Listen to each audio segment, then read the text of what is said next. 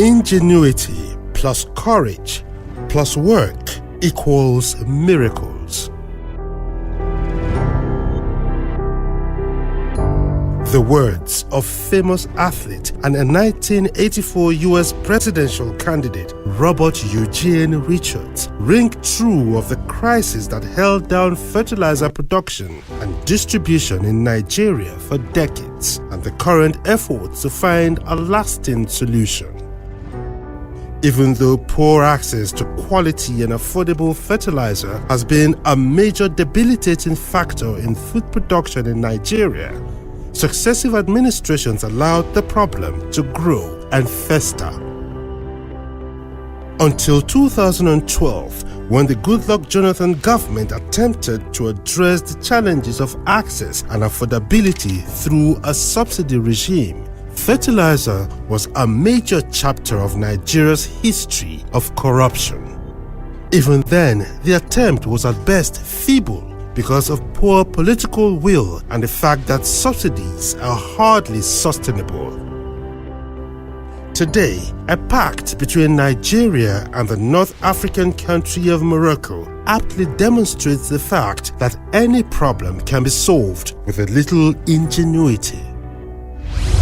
On Farmers Market this week, we focus on the changing fortunes of fertilizer production and distribution in Nigeria. Farmers Markets, changing attitudes towards agriculture, promoting Nigeria's agricultural prowess, celebrating successes, identifying challenges and advocating policies and programs to grow Nigeria's agro-economy.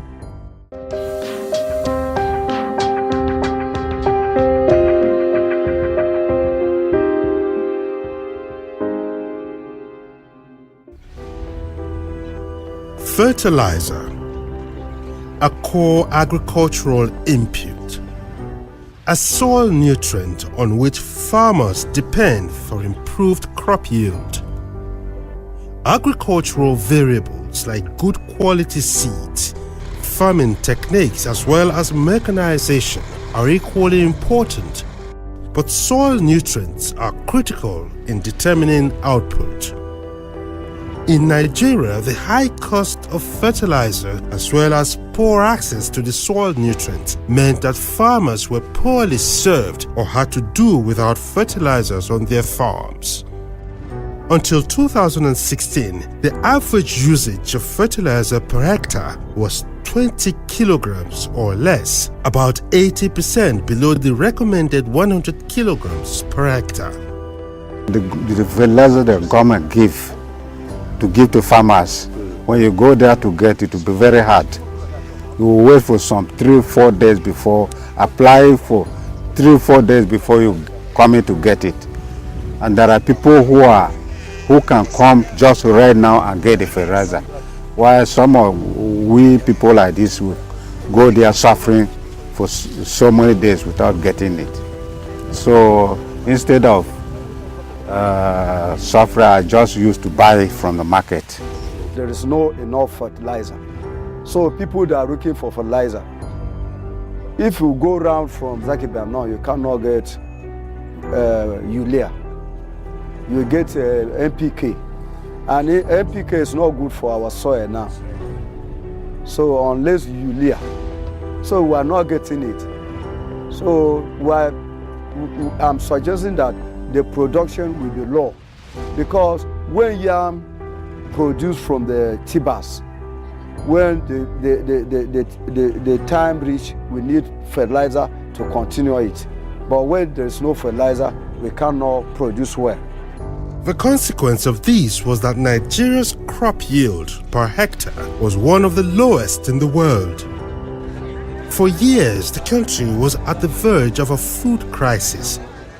Prices of staple food were astronomical, especially because Nigeria had to rely heavily on food imports. The situation was further compounded by the crash of the price of crude oil in the international market and the consequent fall of the naira against foreign currencies, as well as the current economic recession.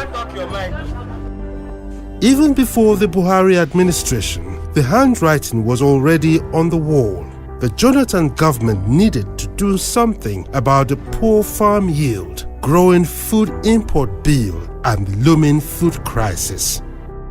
In April 2012, the Growth Enhancement Support Scheme GES was introduced as a component of the agricultural transformation agenda of the Jonathan government to make inputs, especially fertilizer and seeds, easily accessible and affordable for local farmers at the right time and in the right quality.